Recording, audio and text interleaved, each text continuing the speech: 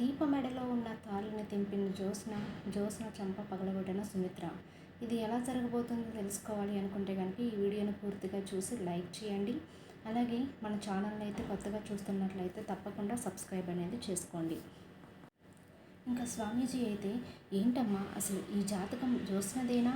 తనతో ఈ జాతకం అనేది మ్యాచ్ అవ్వడం లేదు అని అంటూ ఉంటాడు. అప్పుడైతే దశరథ, స్వామీజీ గారు, మీరు చేతులు చూసి కూడా జాతకం చెప్తారు కదా, ఒక్కసారి నా కూతురు చెయ్యి చూసి జాతకం చెప్పండి అని చెప్పేసి అనేసరికి ఇంకా జ్యోత్స్న అయితే తన చెయ్యి గురూజీకి చూపిస్తుంది. స్వామీజీ ఆ చెయ్యి చూసి ఒక్కసారిగా షాక్ అయిపోయి ఈ జాతకం ప్రకారం అయితే అసలు పెళ్ళయ్యే రాతే లేదు అని చెప్పేసి చెప్పగానే ఒక్కసారిగా శివనారాయణ షాక్ అయ్యి, ఏంటి స్వామి మీరు ఏం మాట్లాడుతున్నారో నాకు అర్థం కావటం లేదు.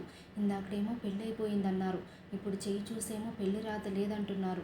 అసలు ఏంటో నాకు అర్థం కావటం లేదు అని చెప్పేసి శివనారాయణ చెప్పేసరికి, నేను ఈ జాతక ప్రకారమే చెప్తున్నాను, పెళ్లి రాత అయితే తిన నుదుటి మీద లేదు అని చెప్పేసి స్వామీజీ చెప్తారు.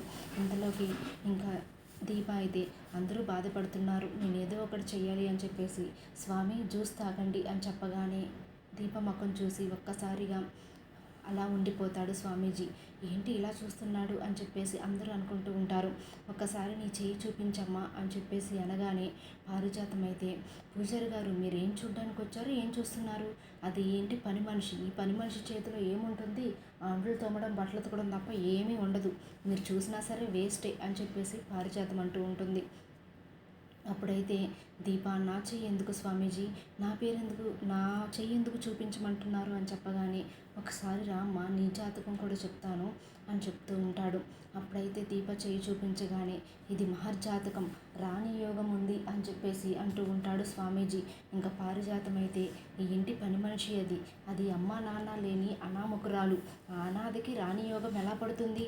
పెంచిన తండ్రి కూడా కడుపున పెట్టుకుంది, పెంచిన తండ్రి కూడా చచ్చిపోయాడు, కన్నా తల్లిదండ్రి ఎక్కడున్నారో తెలీదు అని చెప్పేసి పారిజాతం చెప్పేసరికి స్వామీజీ అయితే, తను ఈ కన్న తల్లిదండ్రులకి చేరువగానే ఉంది, కన్న తల్లిదండ్రులు అయితే చనిపోలేదు, బ్రతికే ఉన్నారు, పెంచిన తండ్రి అయితే చనిపోవచ్చు అని చెప్పగానే జ్యోత్స్న ఒక్కసారిగా షాక్ అయిపోతూ ఉంటుంది.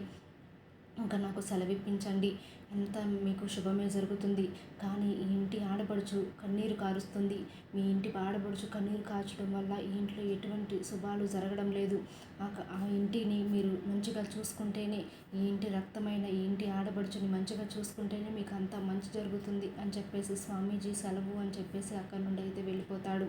అది వెళ్ళిపోయిన తర్వాత ఇంకా జ్యోత్స్న అందరూ కూడా లోపలికి వెళ్ళిపోయిన తర్వాత ఇంకా జ్యోత్స్న అయితే వెళ్ళకుండా హాల్లోనే ఉంటుంది.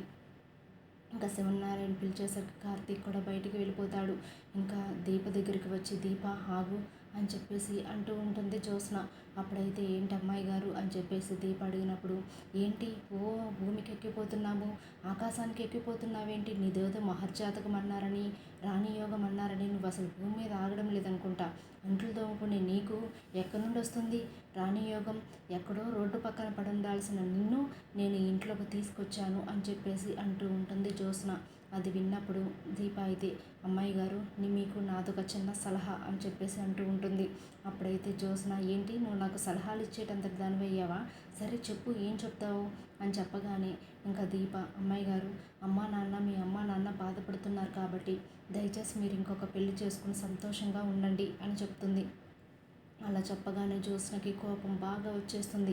ఏంటి నువ్వు నాకు సలహాలు చెప్పేటంతటి దాన్ని వెయ్యావా, నీ బ్రతికంతా నువ్వెంత, నిన్ను పని మనిషి అయిన నిన్ను పెళ్లి చేసుకున్నాడు కాబట్టి మా బావ కూడా ఈ ఇంటి పని మనిషి అయ్యాడు, కానీ నీకెందుకు ఎంత పొగరు, నాకే సలహా చెప్పావు అంటే నీది మామూలు పొగరు కాదు, అయినా ఈ మెడలో నీ తాళి ఉంది కదా, ఇది నేను తీసుకువచ్చింది, నా మెడలో పడాల్సిన తాళి నీ మెడలో పడేసరికి నీకు బాగా పొగరెక్కింది, ఆ తాళి తీసేస్తే కానీ నీకు బుద్ధి రాదు, ఆ తాళి కార్తీక్ బావ కట్టడం వల్లే నీకు ఎంత పొగరు అని చెప్పేసి తాళి తెంచడానికి ప్రయత్నిస్తూ ఉంటుంది. దీప అయితే, జ్యోత్స్న ఆగు అని చెప్పినప్పటికి కూడా దీప మెడలో ఉన్న తాళిని అయితే జ్యోత్స్న వదలదు. ఈలోపు అయితే శివనారాయణ వచ్చి, జ్యోత్స్న అని చెప్పేసి గట్టిగా అరుస్తాడు. అయినప్పటికీ కూడా జ్యోత్స్న తాళి వదలకుండా ఉంటుంది. కార్తీక్ వచ్చి, వదులు జ్యోత్స్న, ఏం చేస్తున్నావు అని చెప్పేసి అంటూ ఉంటాడు. అయినప్పటికీ కూడా జ్యోత్స్న వదలదు. ఇంకా కార్తీక్, సుమిత్ర దశరథ పారిజాతం అందరూ కూడా ఆపడానికి ట్రై చేస్తారు.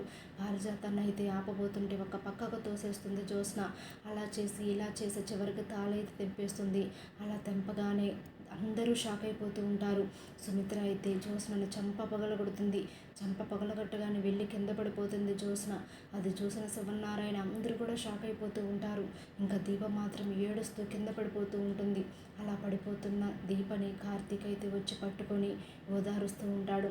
ఈలోపు జ్యోత్స్న అయితే తన మెడలో తన చేతిలో ఉన్న ఆ తాళిని కిందకు వదిలేస్తుంటే కార్తీక్ అయితే తీసుకుంటాడు. తీసుకొని సుమిత్ర అయితే చంప పగలగొట్టగానే ఇంకా జ్యోత్స్న అయితే ఏడుపు మొహం పెట్టుకుని ఉంటుంది. ఇంకా కార్తీక్ అందరి ముందు కూడా దీప మెడలో తాళి కడతాడు. అలా కట్టగానే దశరథ అయితే చాలా సంతోషిస్తాడు. కానీ సుమిత్ర వీళ్ళందరూ కూడా షాక్ అయిపోయి చూస్తూ ఉంటారు. ఎవరికి ఏం చేయాలో కూడా అర్థం కాదు. అప్పుడు ఇంకా శివనారాయణ పారిజాతాన్ని తిడుతూ ఉంటాడు. చూడు, నువ్వు చేసిన గారాబమే ఇది ఇట్లా తయారైంది. అసలు ఏం చేస్తుందో ఎందుకు చేస్తుందో అర్థం కాకుండా చేస్తుంది. అలా ఎవరైనా తాళిని తీసేస్తారా? దీప కాబట్టి ఏం మాట్లాడకుండా కింద కూర్చుండిపోయింది. అదే వేరే వాళ్ళు అయితే ఊరుకుంటారా? అసలు ఎందుకు ఇలా చేస్తుంది? నా మనవరాలు అని చెప్పేసి ఒక్క మాట కూడా అనకుండా వెనకేసుకు వచ్చావు.